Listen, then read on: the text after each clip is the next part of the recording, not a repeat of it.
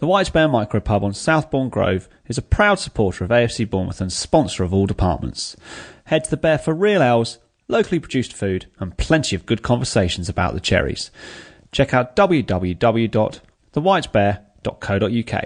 Here come the cherries and we're heading for the top of the tree.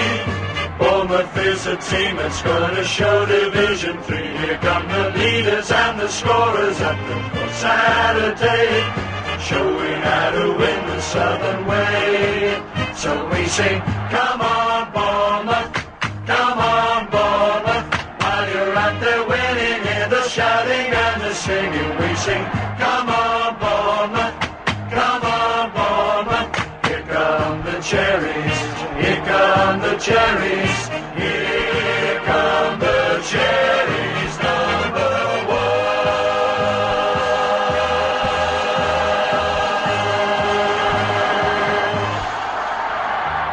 Hello and welcome to All Departments. Our beloved Cherries maintained the daylight between ourselves and the relegation places with a 1-1 draw against Sunderland on Saturday. Here to report back on the long journey to the northeast is George James. George, how are you? Good, thank you. Yeah, nice to be back as always. Yeah, great to have you back on. Now, I think most of us would have settled for a point before kick-off yesterday, but as it turned out, it was a bit of a disappointment in the end, wasn't it? Yeah, I wouldn't have settled for a point because, as my dad said, he said he's watched them on Match of the Day all season and they are terrible, and he's quite right. Sunderland are terrible, and it was 2 points lost. I don't think anyone who watched that game can look at it in any other way, in my opinion. Match of the Day gave quite a flattering edit to Sunderland, but in reality, there's no way we should have been coming away from there without 3 points. No, it was probably a good job that it was them needing to make up ground on us than the other way round, because it would have been a massive frustration, I think, if we hadn't have won and we needed to close the gap. As it was, not winning and not losing either meant that, well, as far as Sunderland are concerned, it stays the same. So despite the frustration at not taking all 3 points, and what you're saying and what I've heard from pretty much every other source, we should have taken them, it's it's not the worst case scenario, because at least it keeps them 6 points behind us. And I mean, they've got a lot of ground to make up now. I think they've got 19 points and, well, 40 looks like potentially not even staying up this year. So, yeah, hopefully they'll struggle to cobble together anything else. And they didn't look great when I saw them at Dean Court. And, well, from what you're saying, are they looking like relegation candidates? Oh, just more than any team I've seen for the last 5 years in any division.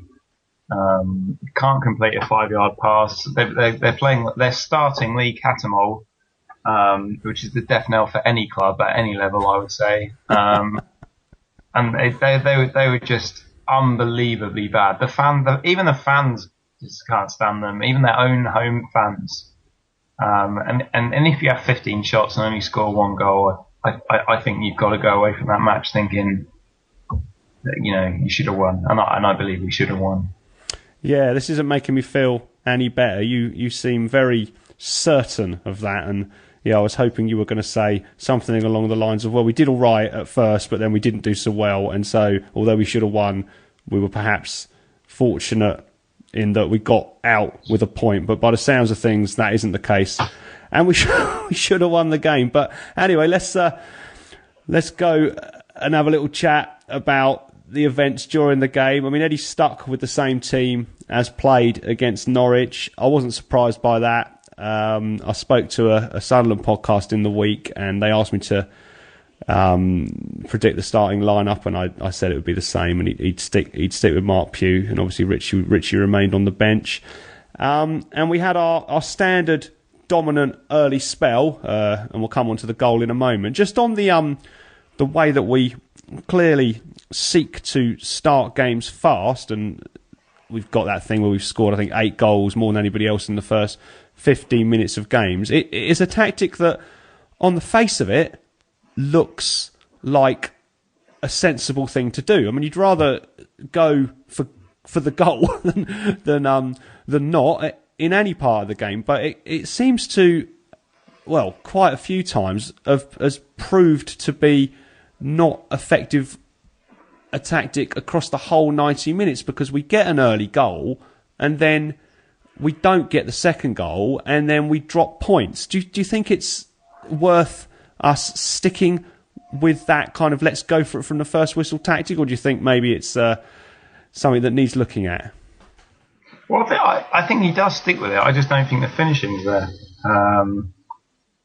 It's not as if we didn't create enough chances. It's just the chances we created weren't taken. So, and it's also worth saying that this you're right in terms of against a normal team we start the entire we go heavy against them in the first 10-20 minutes, but Sunderland just were awful for half an hour. I would say 35 minutes at least. They were absolutely, unbelievably woeful. The worst team I've seen for years. And then we only came out 1-0 against them, and that is a problem. It really is a problem. Because there's no way we should have been coming in that half, not only level, but there's no way we should have been coming back in at half time without being 2 or 3 up.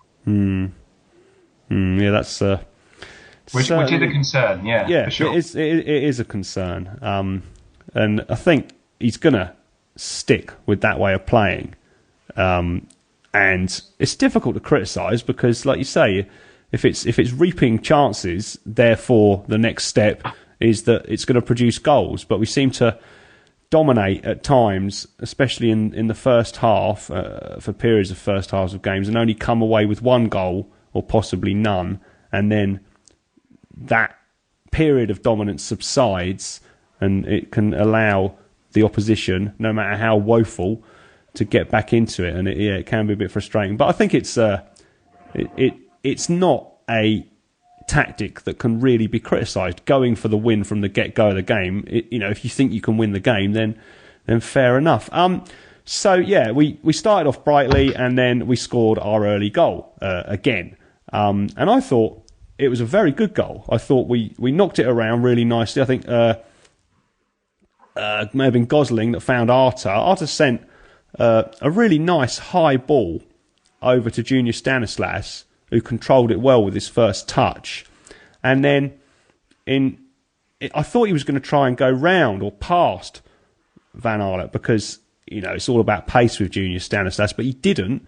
He whipped in the cross early. That's obviously been some instructions that he's had because of a Phobe.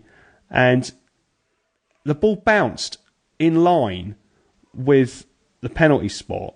And a Phobe somehow got between the Sunderland defenders. John O'Shea was the one that was closest at hand, and kind of got his head to the ball and took Mannone by surprise.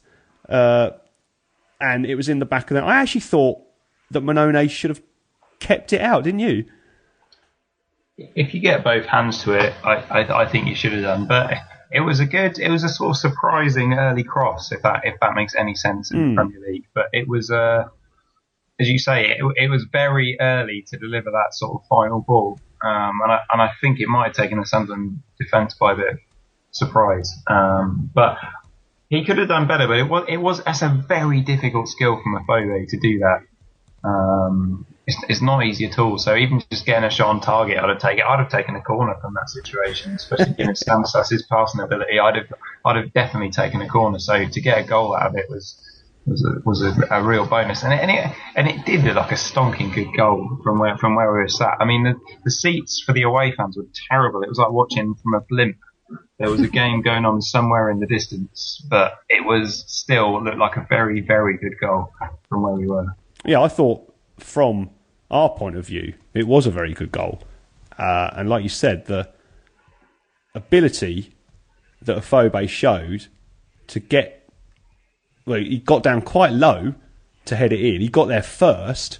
He had enough power to trouble Mannone, regardless of whether Mannone should have stopped it or not. And yeah, like you said, got it on target. And he managed to head it up as well. I thought it was really impressive from a Phobe. And the 2 goals he scored have both been with the first touch, haven't they? I would say, I'd speculate that Eddie Howe is given the instruction to get the ball in early, and he can power into the box or onto the ball, because we tried it just before that, and get a shot in first time. He looks quite adept at that. But overall, were you impressed with how Afobe played? He does. He's an interesting one because, I mean, my dad said it best in terms of he doesn't ever seem to touch the ball, but he does seem quite good when he does. So he doesn't impose himself on games in the same way that Wilson used to do in terms of demanding the ball and running at players and winning anything. He sort of seems to wait for it. And there's also a lot of times where he's on the flank as a lone striker, and the ball goes in and he's still on the flank, and I just think you've got to be running between the posts at that point. Don't get me wrong, he did play well, but I'm not sure Eddie's got his philosophy in terms of if he's trying to sort of clone Callum Wilson. I don't think he's there yet. He played well. He didn't lose the ball at all. He didn't waste possession.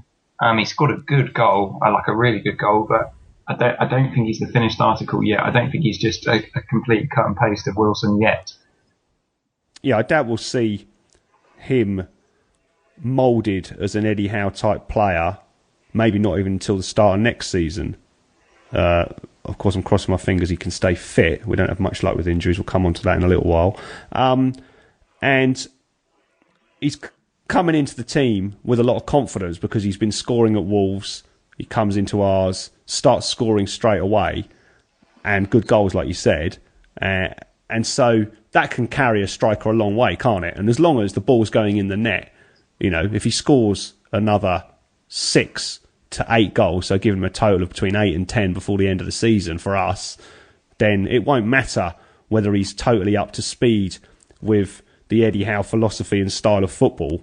As long as he's putting the ball in the net, no one's going to care, least of all Eddie Howe. So, yeah, I think he's showing, you know, lots of promise. I think I'm really impressed with the way he can get to those balls in the box and finish or hit the target first time. It's not always going to work, but it only has to work, you know, once in a game or once in every couple of games to make the money that we've paid for him look like good value. So, yeah, long may it continue. But then we, you know, routinely took control.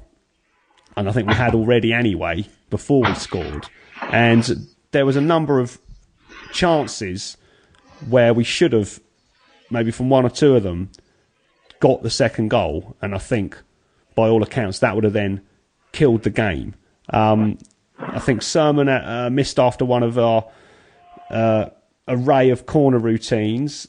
There was one where Mark Pugh and Charlie Daniels worked the ball down the left, and Charlie crossed it in. And Manoni kind of fell, but then the ball hit Stanislas on the upper part of the body. I think it was the upper part of his body, and went wide. Do you remember that one? Because if you do, you must have thought it was in. Yeah, I did. It just sort of pinged around the box at a very fast pace. Stanislas seemed to do a miracle clearance when it looked for all the world to be in, which was just rank bad luck. It's nothing against Stanislas. It just sort of hit him at a fast pace when going in. So it wasn't necessarily that one. It was just what was frustrating was that there was no sort of cutting edge final delivery in the last third, like getting balls into the box, getting the crosses in. We were absolutely dominant, and Sunderland was so stunned at the closing down. They just gave the ball. I mean, one of the Sunderland fans described us as a swarm of wasps, and that's what it was like. Like they just panicked every time and just gave us the ball back. But it didn't feel like the Alamo for the Sunderland defence, which it should have done. We were dominant, but there's all very well been dominant in possession, but you want to be absolutely destroying them in the box as well, and that was a frustration in that no matter how much possession we had, and no matter how bad Lee Catamol was and giving the ball back to us constantly, there weren't that many shots going in, and that was a frustration. There should have been more. There really should. We should have been a minimum of 2 goals clear at half time. Yeah, it's strange because we were just talking about Afobe's goal, and he had a chance not long before that where the ball did come in early. I think both of those were from Stanislas. The goal certainly was. But from what you're saying, there wasn't enough of that happening. And I've seen, after he played really well last week, Mark Pugh get a few bad reviews this week. Was he not at his best yesterday? He wasn't, but I do think it was right to start him because he was phenomenal at Birmingham, and he was also superb in the last match as well. So I definitely, if I was Eddie Howe, would have started him. He didn't have the same impact today, but he's in top form, and it was right to start him. The chance you're talking about, I mean, if I, to be honest, if I was Benik Afobe, I would not, because the pass that was on was to Stanislas, and he's famous for leaning back and spooning it over. So I probably wouldn't have passed it to Stanislas either, just because of his finishing record. But if it was anyone else in the team, he probably should have passed it and let it straight in. But I predict personally, and this is maybe harsh on Stanislas, but I predict if he had passed it, Stanislas would have spooned it over. So. And he put in a good shot on target. So it was one of a few notable incidents, and it should have been one of 10 notable incidents in that half because they were just so bad. I honestly don't think we played a worse team this season. Even Sunderland at home, when they were just absolutely battered, they were worse at their home than they were at Dean Court. They really were. Oh, let's hope that continues for the remainder of the season. That chance where Afobe held onto the ball and had a shot instead of passing to Stanislas. I'm not sure how much Afobe knows about what you're saying about Stanislas's potential to miss or not hit the target when he's in those situations. I found that quite frustrating to watch, though. I thought that if it was 3-0 or, we're in a commanding lead, then Afobe had every right to shoot. And it was a decent shot, but it was a difficult chance. Stanislas was clean through. He didn't get the ball. You could see him afterwards on the TV raging at Afobe for not passing it. I wouldn't have passed it. I don't care if I've been there a week or a month. You can tell from. He can't finish. I'd have had a shot. And if Afobe had passed it wide, I'd be furious. But to have a spanking good shot like that, that really sort of stung the palms of the keeper, got it on target, did everything right. I think you're well within your rights as a striker to do that. So. Yeah, you're right. I mean, if it had been Pugh coming through or Arthur, then we probably would have scored. But and this is, again, maybe I'm being overly harsh with Stanislas, but I wouldn't back him to score in that situation. Well, we'll never know now, George. We'll have to speculate of what would have happened. I'm going to back Stanislas. I was watching my son's little football team this morning. There was a lot of them holding onto the ball. In fact, they do it every week instead of passing to another teammate in a better position. I was thinking that's what Afobe should have done yesterday, but he didn't. But it kind of, anyway, regardless of whether he passed or shot and he did shoot, I thought that summed up our inability to kill the game off with the second goal. And the longer that goes on, the more the opposition, no matter how poor they are, they're always going to think they're in the hunt if it's just 1-0, aren't they? They were not in the hunt. They couldn't have been less in the hunt. If they were in the hunt, they were the fox. It was that bad. They were absolutely woeful. I cannot even begin to describe how bad they were for 35 minutes, and then we just switched off, and that was the real frustration. It wasn't they had this one bit of quality. We just switched off. We just switched off, and it was 45. I mean, if we're going to go on to the goal, it was 45 plus 3 or something. Rather than just clear the ball out or play it safe, it ended up back in their possession. It's cut through, and it was a good finish. But it's just they shouldn't even have been in that position. The ball should have been gone. I thought, were pretty poor in how we dealt with the way Sunderland came forward during that goal. They didn't even have a lot of players in our half, certainly not in and around our box, and we had plenty. Our lines looked, like they were still quite well organised, and yet I think Jermaine Lens found Barini in the middle of the pitch, and he was about 10 yards from our box, and even though we had 3 of our midfielders behind the ball, he still had too much time and space in that position to pick the pass, and Patrick Van Aanholt, he sort of ghosted in around the left hand side. He didn't really ghost in. That's what I was going to come on to say. He sort of ghosted in. I mean, really, we should have known he was there, and we had the spare man, but nobody picked him up, and Smith charged the ball when Barini passed it, but Smith stretched and he missed it when he really should have picked up Van Aanholt. And then by the time Stanislas realised what was happening and was legging it back, it was too late, and Van Aanholt was in front of him. And he never should have got through that easily, should he? No, I mean, it wasn't so much, because to be honest, I think it was quite a good pass. Whether Borok should have stopped the finish or not is debatable, and as I say, I had seats that were in the sky, so I can't really tell. It was at the opposite end. I've seen it again on Match of the Day, and I think maybe he should have stopped it, but there was a lot of power in it. And he was beaten at the near post, but it wasn't an easy one to say. No, it wasn't a howler by any means. But he'd left quite a big gap at the near post as well. I think maybe you was partly expecting him to do something else apart from shoot. That was my problem, was the gap. It wasn't like he didn't squeeze it through a tiny gap. It looked again, and this is from being in the stadium, which was miles away. It looked like he should have done better. Whether he should have stopped or not, again, is debatable. But what annoyed me more was the manner in which we gave up possession that led to that. It was just silly. It was just Sunderland-esque in terms of giving the ball away under no pressure. Just really poor. And, that guy scored 3 goals in 3 games before that match, so you should know that he's going to be running behind you. You shouldn't be, in a V formation with 2 defenders at the back. There's no way.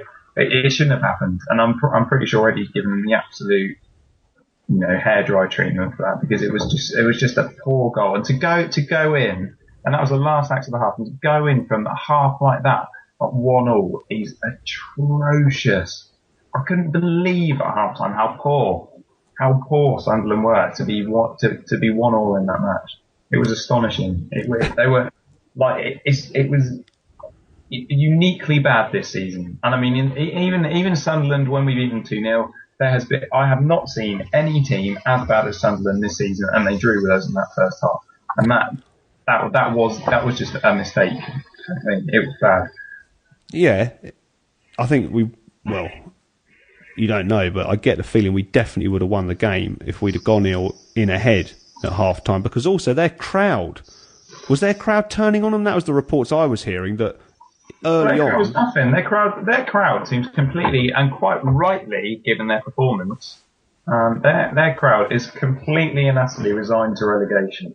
I mean, it's that bad. There was no singing, there was no, even if you get a corner, even teams as dull as West Brom would be like, oh, a corner, and the crowd gets behind them and all this, but they just had nothing in the crowd, no noise, no song. Like, I honestly couldn't tell you one song they sung. Even after they scored, because it was half time, they still didn't sing anything. It was just absolute stone cold silence. There's 41,000 or 42,000 people there, and it was just absolute stone cold silence for the whole game. That's what I was going to say. They got a big crowd. I think we talked about the atmosphere at Arsenal the last time you were on. I haven't been to the stadium a lot, but it's a big ground. But they're pulling in the numbers. I mean, 40,000 for a team that's, like you said, well, by the sounds of things, looking down at the Championship, thinking we could be there next season, there's a good chance, is, a huge turnout, especially against us. It's not as if they're playing, one of the teams at the top that people will make an effort to go and see. And it doesn't sound like. I mean, were they booing the Sunderland players? They did it. I mean, they didn't at half time because they just scored. But they would, if Sunderland hadn't scored, they would have booed them at half time, and they did boo at the end, quite rightly. But I said after the second half, I think both teams deserved to lose after the second half. The second half was one of the worst spectacles I've seen for years. It was one of the worst spectacles I've seen since Grove. So it was just, I mean, there's no way Eddie's going away from this match thinking, yeah. Because frankly, if we'd have played like we did in that second half against West Ham or Tottenham or I'm not exaggerating, any other team in the league, maybe bar Villa, we'd have been 3 or 4 down. It was a sloppy, absolutely just shoddy. Both teams giving away possession constantly, and you know what? I think the Sunderland crowd are so used to it, they didn't get on their back. They just didn't get on their back. But at the same time, it was frustrating as a Bournemouth fan because you know for a fact that the players are so much better than that. There were so many players playing below their level, the level that they showed even in games we've lost this season. And against someone as poor quality as Sunderland, it was tough viewing. It really was.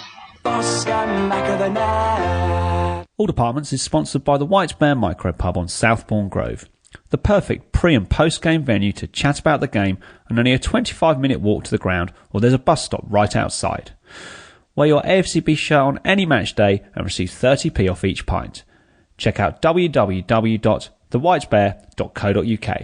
So the second half, from what you're saying, was a bit of a disappointment. Not the greatest half of football we've been involved in this season. I've heard Boritz made a couple of good saves to keep them out in the second half, perhaps from Billy Jones and Envia after a free kick. And were they good saves? The Billy Jones one was good, but it wasn't necessarily diving save. It was what you call a reaction save. Like, it was straight at him, but very, very fast. It was certainly a good save. The other one from the free kick, again, looked fairly standard. As in, we'd have called it a howler if it went in. But I mean, that was their chances. That was it.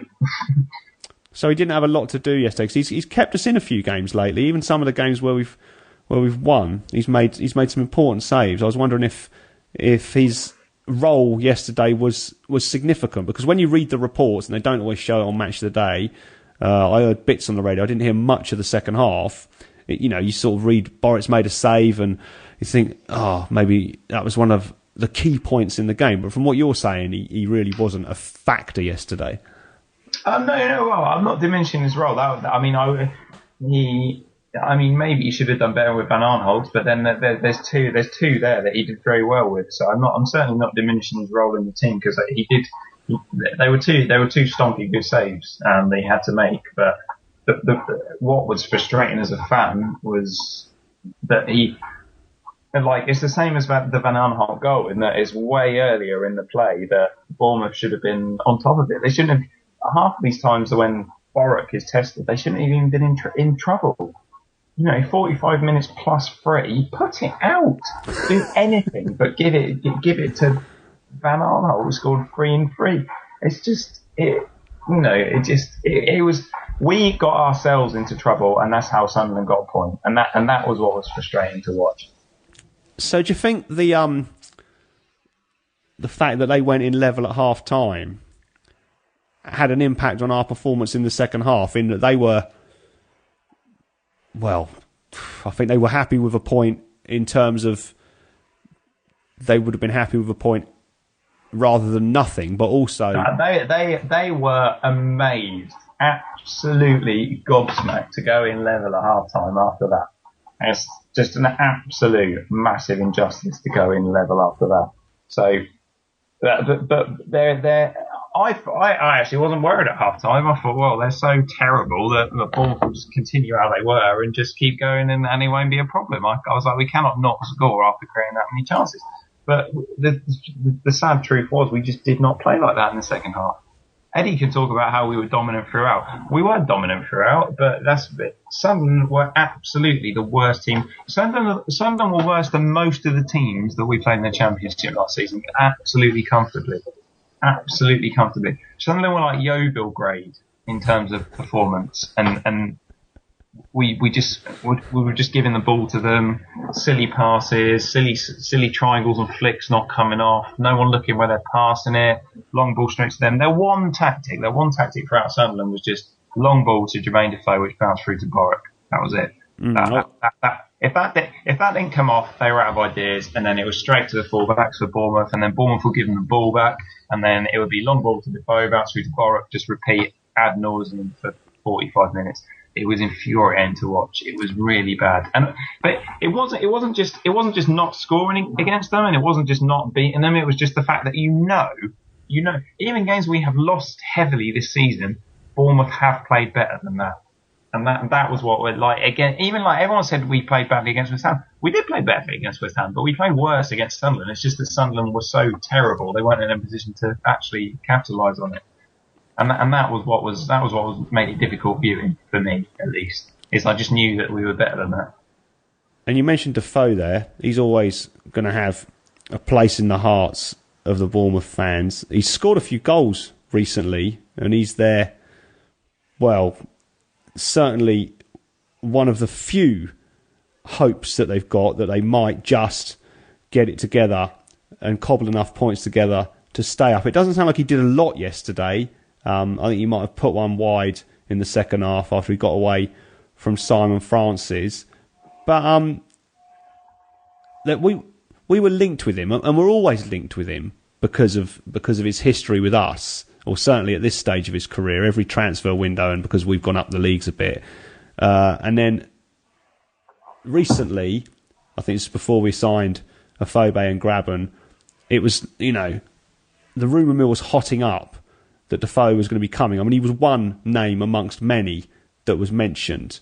And fans on the forums, some of them were saying, well, he's putting the goals away. If he was in those positions that we've seen Josh King in this season, he'd have scored 8-10 goals for us already.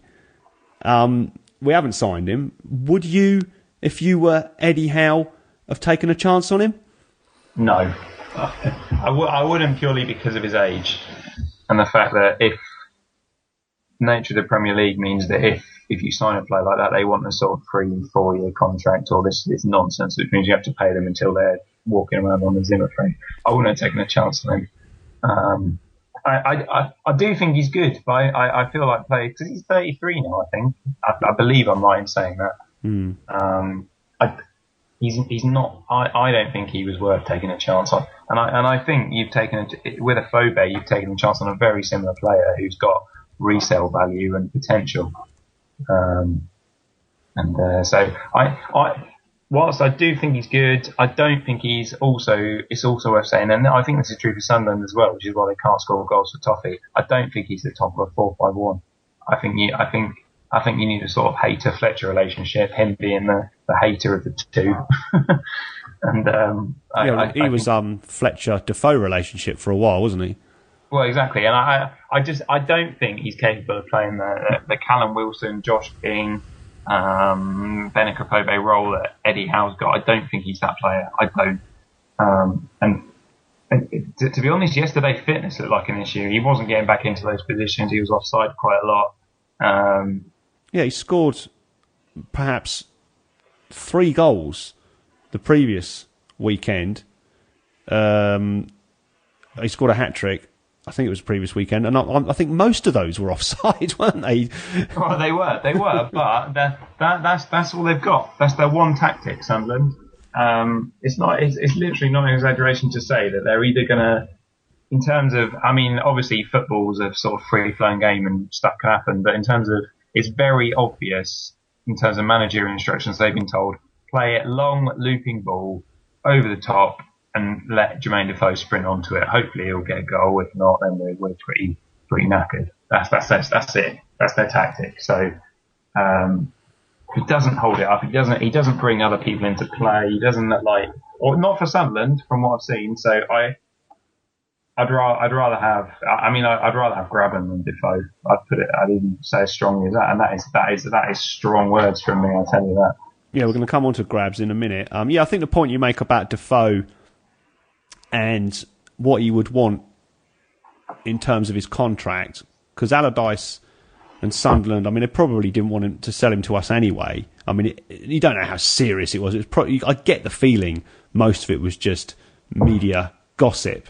But yeah, he'd want a long contract, he'd want big wages, and we'd have him for ages. And people would be, he's back, brilliant, Jermaine's back. But it wouldn't, the thrill wouldn't last long. Certainly not until he was 37. And his, there's no way Sunderland were going to loan him to us to try and keep us up instead of them until the end of the season. So whatever went on, and I don't really think it was much. Yeah, I don't think much as we look back kind of through rose-tinted, cherry-tinted glasses of the days he was with us, which were fantastic. It's not something that's going to be repeated, and hopefully he will not keep Sunderland up, and we'll be still looking back on his time with us as fantastic, but not thinking he was the man who kept them up and we went down. So yeah, always has a place in my heart, like I said, but not quite rightly as well. And also, it's worth saying that if you could sign Defoe until the end of the season, then I'd say it's a good signing. Yeah, but I think so. Yeah. You can't do that. No. You can't do that. You've got to have him for another 2 after that because of how contracts work. You can't pay a fee and then sign him for 5 months. So, I mean, I think he'd do very well for Bournemouth this year, but regardless of the role and everything, he's a great player, and he's quite right to demand big wages because he might well keep Sunderland up this year. It's very unlikely given the rest of the side is just absolute mush, but he is a proven goal scorer at Premier League level, so he deserves big wages, I would say. So it's just a sad sort of reality that you can't sign him for 5 months, and he would never agree to. Quite rightly, he would never agree to be signed for 5 months. No, and he get offers from elsewhere for much bigger money and a longer contract. Anyway, let's come on to the aforementioned Lewis Grabban. He came on in the 64th minute. Afobe went off. Apparently Afobe had a problem with his toe, but he tweeted last night that all is well, so he might not feature against Portsmouth, but I can see him being back in the starting 11 against Palace in about 10 days or so time. So on comes Grabs, and I don't know what happened in the 18 minutes before the main event with Grabban on the pitch yesterday, but he then had, you can only describe it as a brilliant chance to score in the 82nd minute. Junior Stanislas put through a slide rule pass that sprang the offside trap, if there was an offside trap, but Lewis Grabban managed to stay onside. And the pass kind of took 4 of their players, maybe their 2 central midfielders, their 2 central defenders out of the game. And Grabban, he was in, and he had an okay first touch. He stretched a little. No, it was a terrible first touch. Did you think so? Because I watched it a couple of times, because I wasn't sure the first time I watched it. And I thought, was that what made him snatch at the shot? But when I watched it 2 or 3 times, I thought it wasn't great, but it wasn't that bad that I thought he was then subsequently the reason that he didn't hit the target, because I thought that he made an okay first touch and not his best. And one of the things I admired about him before, and I think I sit on the on the brighter side of the Lewis Grabban fence. I'm not sure about you, George, but he then. Yeah, I mean, the shot was appalling. I actually thought he had time for another touch, and he didn't show, and he doesn't always in those one-on-ones, does he? He didn't show a very cool head, and that was the reason that he missed the target. But you didn't think his first touch was that good? I think in my opinion, his first touch made him rush his second. Because if he took any more time with his second touch, the keeper would have closed it down. It would have been very difficult without a chip to do it. But right. And again, it's really easy for me to say this sat in a chair on a podcast, right? But if I had missed that chance in Sunday League, I would not hear the end of it for months. And I cannot even tell you how much of an average Sunday League player I am. And I would not hear the end of that for so long. I can't even tell you. I wouldn't go to the pub for months out of shame if I'd missed that chance. There's no way a £7 million striker should be missing out. And also, right, Graven's contribution in that game, right, he was brought on for a Phobe, okay, right, as a striker, but no one told him. Apparently no one told him, right, because his first contribution after he got on the pitch is he was running down the right flank with Richie. Richie's right on top of him. Richie quite naturally, obviously goes, right, I'm the winger here. Get in the box, mate, right? And Graven goes, no, don't worry about it. I'll cross it, right? Not only crosses it to nobody in there because that's his bloody job, right? Crosses it off the pitch, right? Doesn't even bounce. Crosses it out for a throw. Beats the box, beats the defence, beats absolutely everyone, crosses it out for a throw. Richie just looked at him like, what on earth are you doing, right, okay? And then even after his stonking great miss, okay, he 2 times put the team under massive pressure by just not being able to control the ball. So this is last throws in a 1-1 draw. Just hump it up, mate. Francis was absolutely king for this. Like just clear it. There's 30 seconds left. Twice he controlled it. Like he decides he's got legs made entirely out of shins. Like, just gives it straight back to them and puts us under massive pressure. One of them gave away a corner. The other one gave them a cross into the box that was cleared. Luckily, we can defend these because it's Sunderland and they were terrible. But against another team, those are shocking times to give away possession. Shocking areas to give away possession. If we signed him for 7 million, great. I personally think that's nuts, but I will still get behind him. I'm a Bournemouth supporter. I will get behind him. I want him to do well. Yesterday was a very poor performance in every aspect of his game. He wasn't a striker. He decided he was going to play as a winger. You're right. Even if you like, fine, he's a winger. The crosses were terrible. The finishing was terrible as a striker, and even in defence, he was giving it away. He had an absolute shocker. And I'm not surprised the Norwich fans were laughing on Twitter because Naismith had an absolute worldie, even though they lost 5-4, which is hilarious. But that was not a good performance from Graven. And he'd say the same. I'm sure he'd say the same. I think he's capable of better. He was certainly capable of better when we had him in League One, even if he couldn't finish in League One either. But he was not good yesterday, quite emphatically not good. No, I think it added plenty of fuel to the why did we sign Graven for £7 million fire. It's a lot of money. Eddie knows the player, not just on the pitch but off it. And there was quite a lot of talk before we signed him, saying, well, he knows the system. I wasn't actually convinced by that aspect of the argument to re-sign him, although I am pleased he's back, and I do think he'll improve and he'll start to get back in the goals, and I'm hoping to see him start against Portsmouth, and I know they're in League 2, but he hasn't played that much football recently. He's kind of frozen out at Norwich because of the nonsense that went on with him and Alex Neil or whatever was going on there. And I think that he could, be a second striker, maybe coming off the bench, maybe starting with a Phobe in some games. I don't think that will happen suddenly, though, if it does happen at all. And, I think he could get, 5-6 goals before the end of the season, which doesn't sound like a massive amount, but put that together with a Phobe's potential to get between 8 and 10, it could see us all right. But you're clearly slightly more pessimistic about the signing or the re-signing of Lewis Graben. So why do you think Eddie Howe was so keen to have him back? Well, I think it's what you're right. So just to be clear, I'm not against the signing, but £7 million for Lewis Graben is unbelievable insanity, right? I mean, if you go back to the podcast where we sold him, I think I said something like I'd have given him a piggyback to Norwich myself for £3 million. I do remember that, yeah.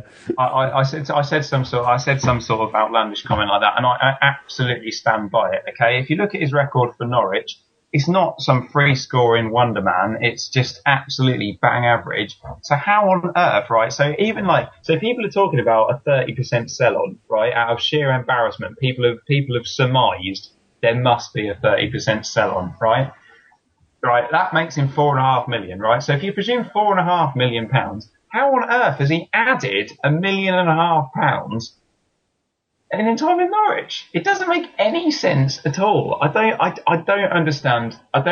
Right, even presuming it's 4.5 rather than 7. Right, seven is actually so insane. It caused me for a week to lose all concept of the value of money.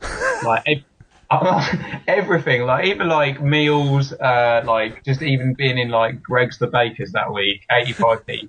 Everything seemed cheap just because if Lewis Grabban was £7 million, I'd pay £4 for a steak bake. That's just how the world works.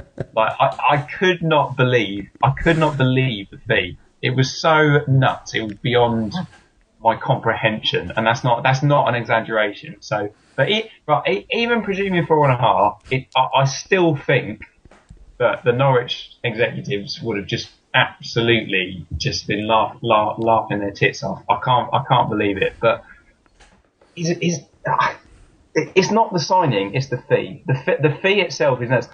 He was fine. He was fine for Bournemouth. But I also think he was just he was bang average. He was all right. He was all right for Bournemouth. He was a good player. He was a good solid player. But he was a good solid player in the same way that loads of players were when we were in League One and Championship. How many goals did he get in the Championship the season he played for us? Was it 22? Well, yeah, but a lot of them were penalties. That was more than Callum Wilson got last season in the Championship. Having said that, a lot of them were penalties. A lot of them were gifts. I remember James Perch from Wigan just passed it into the net and he tapped it in. But also, let's not forget that when we were in League One, he went from in a title-winning side, or what should have been a title-winning side in League One. He went from January to May without scoring a single goal. No, he did. He didn't score many. He scored against Portsmouth, I remember. But that was He's got a maximum of 2. But me and my dad had an actual written note about how many consecutive one-on-ones he missed in League One in a title-winning side. I remember Colchester away in League One. He missed the term a hatful was invented in that game for how many chances he missed. I think that was the period when he began to incur the wrath of most of the fans at Dean Court. Rightly. So and he never won everybody over again after that, even when he was banging them in the Championship. And of course, there was the business with Brighton over that transfer window of the year that he spent in the Championship with us, and then the way he left was sort of connected to that. But yeah, I always put his unpopularity with at least half of the Dean Court crowd down to the fact that he had that barren spell in the second half of that season when we got promoted out of League One, and he never really recovered and won everybody back again, although he certainly did with me, because the way he played that year when he did score those 22 goals, it wasn't just the goals, and some of them were right corkers. I think there was one at Bolton, it might have been Blackpool and Blackburn, or both. He scored some really good goals, and of course, he got some tap-ins, but it was the way that it was the way he held the ball up, and he made the last third of the pitch his own as well. I was really impressed with the way that he used to do that, and I don't know if he'll get a chance to feature as much in the side now that he's back. And well, yeah, £7 million does seem like quite a lot of money. But yeah, I'm hoping that come May he'll have paid some of it back with a few goals, and well, if we stay up, then it won't really be a big concern, the fee, will it? But I mean, let's theoretically spitball and say that he only cost us £1 million. Okay, right? Let's say. Because, in my opinion, he hasn't appreciated in value at Norwich, he's depreciated in value, and we paid £1 million. I'd be like, you know what, all right, that's fine. But when you say, he dominated that final third, made that final third his own, yeah, he was trying to do that at Sunderland, but at the expense of Richie, to the point where he's literally taking the ball out of Richie's feet and crossing it to where he should have been, right? He needs specific, very specific instructions. And the other point you've raised there which I find absolutely odious, and this is another reason I'm quite willing to come on the podcast and absolutely slate him, is his behaviour for the Brighton thing and the Norwich move. The Brighton move, the Norwich move, and the move back to us twice was absolutely atrocious. To refuse to play for a team, I just think is the absolute worst thing you can do. You're a professional footballer. That is your one job, and you just think there's someone else is better, probably, maybe, who knows, and you just refuse to play. I think that is pathetic. So I think his behaviour is to be condemned. I think the fee is too high, but apart from that, I think it's probably an all right signing. But you have to factor in the fee. You have to. It's a different scenario to Ranty, where we took a punt on an unproven player in this league. We know exactly what he does in this league because he plays for Norwich in this league. It's not like Ranty, where he plays for Malmo in a different league, and you think, oh, can he transfer the stuff across? Oh, maybe we pay too much for him. You know exactly what he's done in this league. Nothing. You know exactly what he's done in the league below. He was actually quite good. But it's just a nuts fee. It's insane. Chicharito, Javier Hernandez cost £7 million.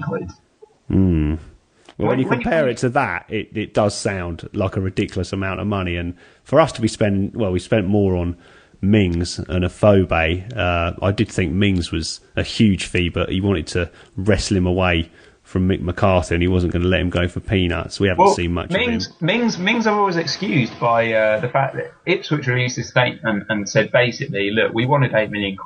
No one was going to pay it. Bournemouth offered £8 million, which put them to the front of the queue. Because let's not forget that Mings at the time was getting bids from Arsenal all over the Premier League. West Ham wanted him. The fact that we paid £8 million got us to the front of the queue. I'm fine with that.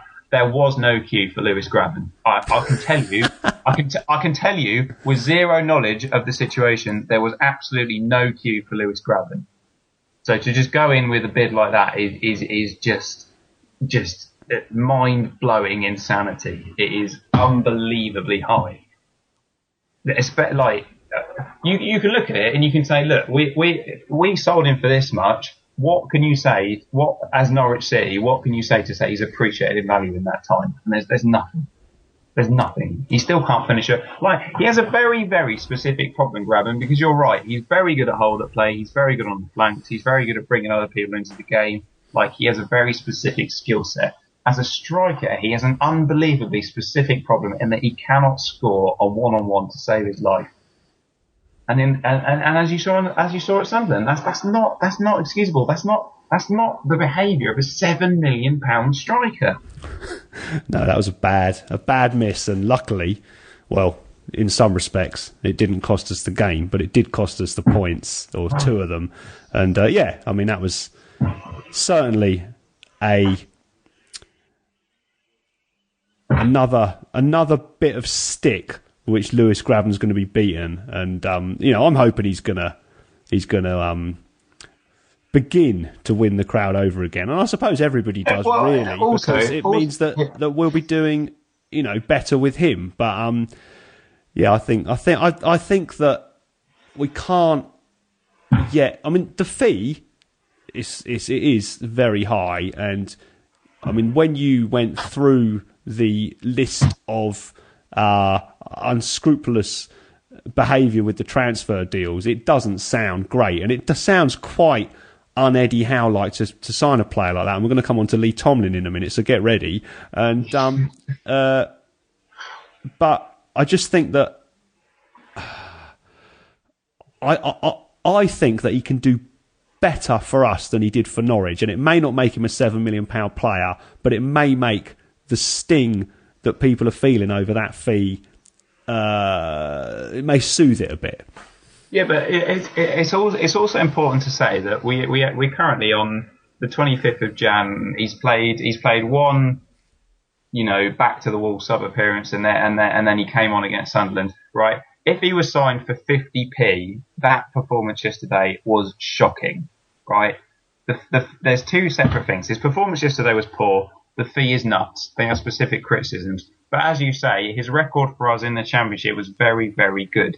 So I don't want to make it look like I'm just writing him off completely, because actually, as you say, he knows the system. Eddie Howe knows the player. You know, Eddie Howe turned Stanislas from someone who just looked conference bound to someone who, you know, Stanislas is playing regularly in the Premier League, and I trust Eddie. I do trust Eddie. It's very difficult when he does something like that. But you've got to be like, well, you know, it's only been 2 games, and he hasn't even played 90 minutes since his return yet. But I mean, if you're asking about the fee, personally, I think it's nuts. If you're asking about his performance at Sunderland, it was. I don't think you'll find a single Bournemouth fan who says it wasn't atrocious. Right? Going on. I'm not writing him off. Eddie knows him. You know. There must be some reason. I trust Eddie. I trust him to do all right. If he scores 10 goals by the end of the season, I honestly won't be surprised. But even if he scores 10, I still think on the form he showed at Norwich and his history, I still think 7 million quid is nuts. So that's where I stand on it. I'm not writing him off. I don't think he's a terrible player, but he was terrible at Sunderland, and the fee is nuts. That's just where I stand at the moment. Well, let's hope the gap between his performances and his fee begins to narrow as the games go on this season. But we'll have to wait and see. Now, you mentioned Junior Stanislas there, and yeah, he's gone from 0, well, maybe not quite to hero, but certainly to being on the pitch in my eyes, he has definitely gone from 0 after Villa last season. Yeah, you were never a big fan of his, were you? Oh my goodness, Villa away in the cup last season was just indescribably bad from a footballer at any level, let alone professional. It was there are no words for how bad he was at Villa. And then you look at his performance this season, and you wouldn't even believe it was the same player. You'd think his brother was playing or something. It's astonishing what he's done. So if he can do that to Junior Stanislas, then he can I mean, if he gets the same improvement out of Gravel, he might win the Ballon d'Or on that. Anyway, let's talk about what happened to Junior Stanislas at the end of the game. It was in injury time, and there was I haven't seen any of the build up to this challenge. There wasn't any. Billy Jones. Was there any previous? Was it? So it just came out of the blue? Did it? Like that guy at Norwich did it? Is it O'Neill in the game before they played us, and just for no reason got himself sent off? Now Jones wasn't sent off, although it looked to me like he certainly should have been. But there wasn't anything going on before that. No, I mean, they were like silly little shoulder barges, and Stanislas beat him a couple of times like that, but nothing that warranted that nuclear reaction. It was absolute caveman stuff. And how you can win, right? And this is a flaw in the actual FA appeal system. How you can just be okay with a yellow card for a tackle like that, which had literally 0 chance of getting the ball without absolutely killing Stanislas or causing mortal injury. Like, there is no way that that's okay. But because he's got a yellow, he just plays the next game. That is a stupid flaw in the system. You cannot appeal a decision if it's got a yellow, because I mean that is just blindness from the referee. If you can't see that's a red, I don't know what it is. If that's not a red, I baffling. It looked like a red from our blimp seats where there was a match going on somewhere in the distance. It was like watching Sabutio, and it still looked like a red. Yeah, it was strange. I mean, Roger East, he must have had a pretty good view, because there wasn't as if there was anything. There didn't seem to be any other players in the vicinity, and yet he didn't send him off. Now, the only reason I can think that Roger East didn't send him off, and this is no excuse for not pulling out a red card, was because it was at the end of the game. And he thought, well, it's nearly the end of the game. If I send him off, then it's not going to make any difference to the game, so I won't pull out the red card. Now, that isn't good refereeing, and I'm not saying that's what happened. I was just trying to go over what possibly could have been the reason that Roger East didn't go for his back pocket. I think it was a worse tackle than James McLean's at West Brom, and that was an absolute abomination. That really is condemning. That the only reason, if you have the same, James McLean took a 50-yard run up and decided to hurt him, right? But Smith, for that tackle, was facing him, could see it, and was able to take his feet off the ground, so it wasn't a standing leg. Now, Billy Jones came in from behind Stanislas, so he didn't stand a chance. He did not stand a chance to get out of the way of that. So you can look at the length of run-up and say, oh, that might grade a red card. They're both red cards. They're both appalling tackles. But if James McLean's is a red, then Billy Jones is a red. And that it is a shocking decision to not send him off. And it wouldn't even have made a difference in the game. It wouldn't even have made a difference in the game. We were so poor in that second half, I don't think we'd have scored anyway. But that is still a red card. That is 100% red card. And, of course, the pretty flimsy argument that I'm making up out of thin air that he wasn't sent off because it was near the end of the game, and he won't have to miss any other games now, is kind of even more of a slap in the face, because it looks like Stanislas is going to be out for a while now. I mean, the medial ligament, I don't know how bad it is. You get different grades of tear, and we'll probably find out some point in the next few days how long he's going to be out for. But it's not, if he's torn it, it's not going to be a short spell on the sidelines. We're going to miss him either for a few games or a load of games. And right, I've given Stanislas a lot of stick. I did describe him recently as a blind man playing Scrabble at Villa, right?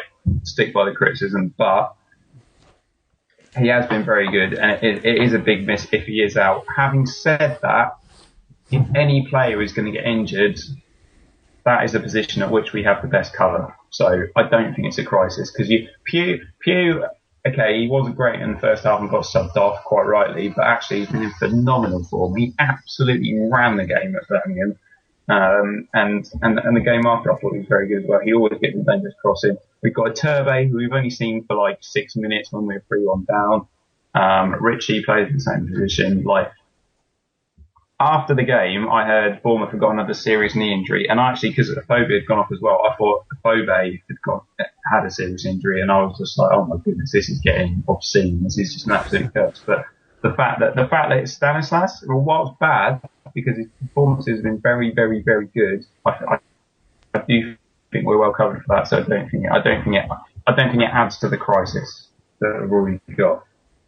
No, it's just a shame for him, a shame for the team, because the way he has played well this season, and it's just we've had such bad luck with injury. I think I said recently I may have hexed the consequences. I can't be held completely responsible. That I thought we'd had all our bad luck with injuries. It couldn't get any worse. Well, it has got a little bit worse, but hopefully it's not as bad as it seems. But I mean, we've got potentially Gradle coming back. I saw him on Twitter saying he'll be back next month. Now I don't know if that means that he's going to be back, at the start of next month. At the end, I'd say probably the end would be more likely. So yeah, we've got plenty of cover and decent players, and had Gradle stayed fit, Stanislas may not have even got a look in really this season. So yeah, we've got probably more reasons to be optimistic about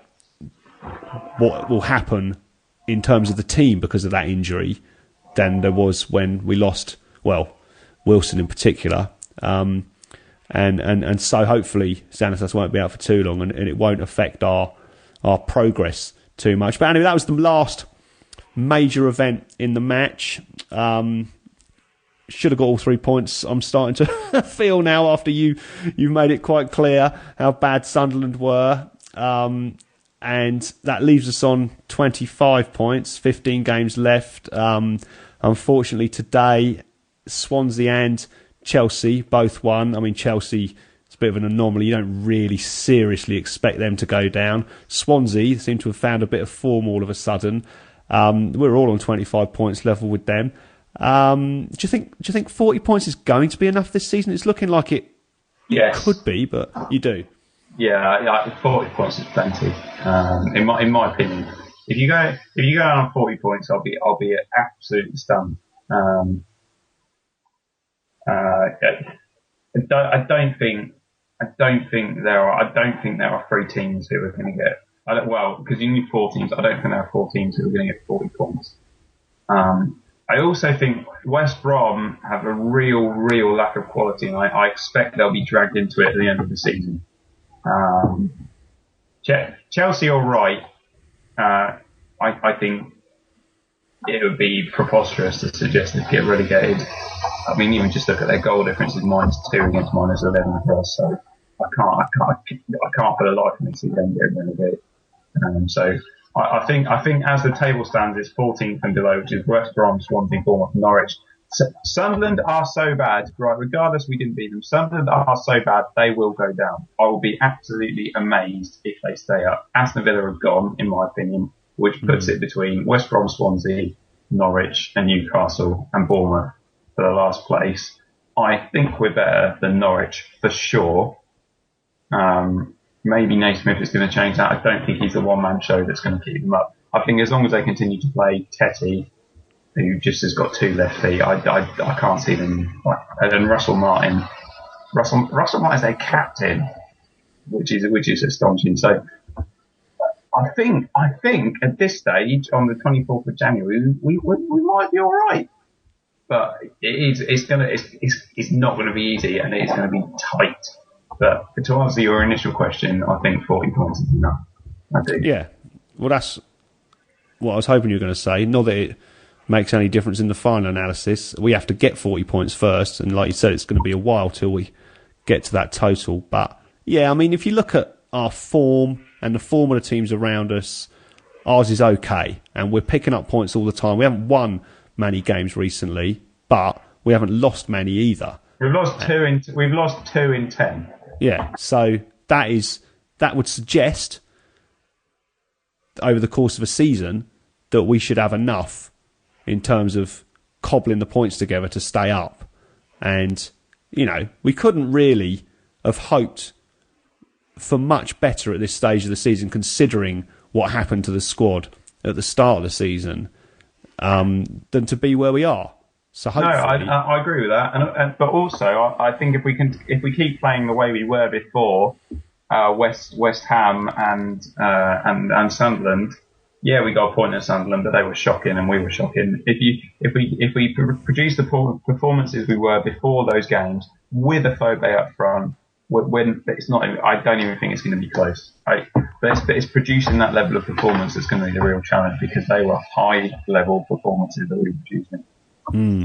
Yeah, well, let's hope it all works out. It's looking reasonably bright. Anyway, as I mentioned a little while ago, we're gonna now go on to the suddenly very hot topic of Lee Tomlin.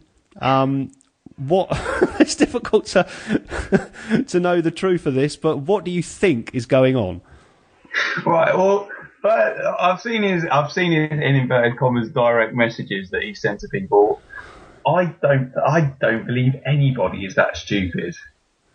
So I suspect, given especially that they were leaked by a Leeds fan, I expect the direct messages are fake, right?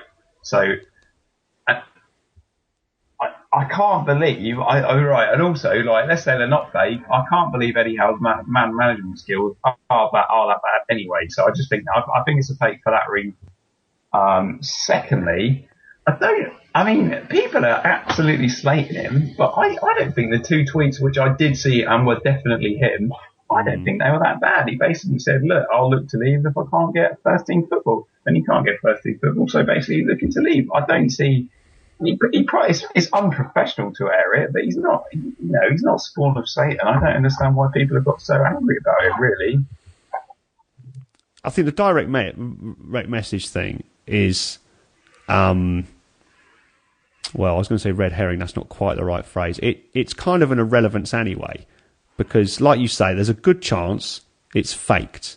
If it isn't faked, it's not being put into the public domain by him anyway. It's meant to be a private message, so that can't really come back to haunt him in terms of his whatever the conditions of his employment or whatever footballers have, whatever Eddie Howe has to say about it. The other 2 tweets, I've got them all here whilst I'm talking to you. I've grabbed them off the internet today. They're not very, like you said, professional. you wonder why footballers do this. And there's more than one answer to that. One answer is, well, they're young and they're not necessarily thinking very sensibly when they just think, right, I'll just put it on Twitter, and they don't realise the implications that it has. The other reason is that they've been advised or decided themselves that it's a method through which they can get a move by putting a little bit of pressure on the club, because it's not as bad as, like we talked about earlier, Lewis Grabban refusing to play in a match, just putting out a couple of tweets saying, I don't know if it's going to work out, basically, and I think I might be leaving. So yeah, I'm always a bit amazed that they will air these things on Twitter or on any platform such as that. So I think the upshot of it is that he's going to either leave one way or another on loan or through a transfer before the end of the window. And if not, I don't think we'll see him near the first team anytime soon, will we? Well, yeah, I personally would rather he goes on loan. I mean, obviously, you're not privy to what he's like in training and his attitude and everything and whatever, but if it's just based on those tweets, you're right to a degree in that it probably shows underlying attitude issues and bigger problems, but I don't think he's been that bad for us. And at championship level especially, I think he's a phenomenal player. And even in the Premier League, I don't think he's done that bad at all. So I would be sad to see it, like, idiot or not, which I think he probably, on the balance of the evidence, he probably is an idiot. I would be very sad to see him go on a football level, because I do think he's quite good. And I think the fact that he can't get into the team is a testament to the players we've got.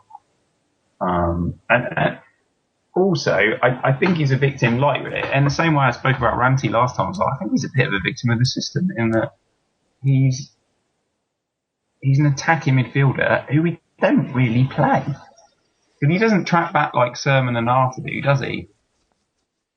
He's an attacking midfielder, but we don't really have a role for that player apart from as a sub. So, like, I don't think it's necessarily a Lee Tomlin talent problem or a Lee Tomlin, for that fitness. Yeah, fitness. But people talk about fitness. He's just a fat bloke naturally. Like, the games he's played, he's run the longest distance. And the thing, there was a game where he ran the longest distance in the pitch. I don't think he even started. Like, I don't think any of all these things are red herrings into the Twitter thing. I think he's been unlucky, like Randy, in that the system we play doesn't suit him. And for that reason, I hope he goes out on loan, right? But if we end up next season in the Championship again, I want him straight back in that side. I do. Because I do think if we get relegated, we're going to lose a couple of players. I do think that he'd slot straight back in. Because if you look at Kermorgant leaving, Kermorgant played up front as one of two. Kermorgant was very rarely played up front on his own. Once we're back in the Championship, there's going to be room for that second striker or that attacking midfield role. And I think he'll be straight back in, because I actually think he's a very good footballer. Obviously you condemn the tweets, because I think it's silly and it's unprofessional and it's spoiled. And to be honest, I don't even think you can say he's that young, because he's 27, and I wouldn't do that. And I'm not 27, and I still think he's an idiot. So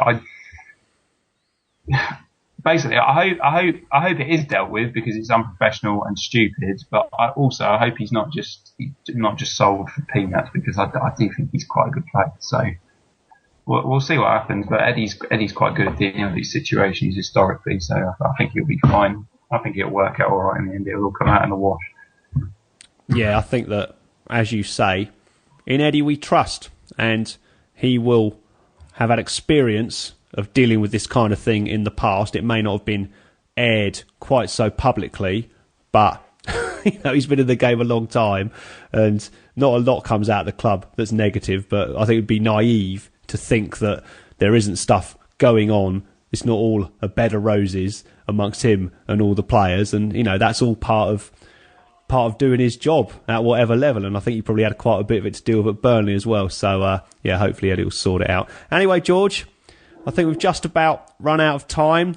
It's always good to hear your forthright opinions. I know I could have got you onto the subject of the team we're going to play against Portsmouth next week, but maybe we'll save that for another time. And hopefully we'll speak to you again soon. Thanks a lot, George. All right, always a pleasure. See you soon. Great stuff from George there. As always, he's never short of an opinion. Regardless of who we see in the old red and black at Fratton Park, let's hope they steer us into the 5th round to initiate a long overdue bout of cup fever at Dean Court. So up the cherries in all departments, and goodbye. This podcast is sponsored by the White Bear, your local micropub on Southbourne Grove, where you can't watch the game, but you can definitely talk about it. Head to the White Bear on any AFCB match day wearing your team shirt and receive 30p off each pint. Check out www.thewhitebear.co.uk.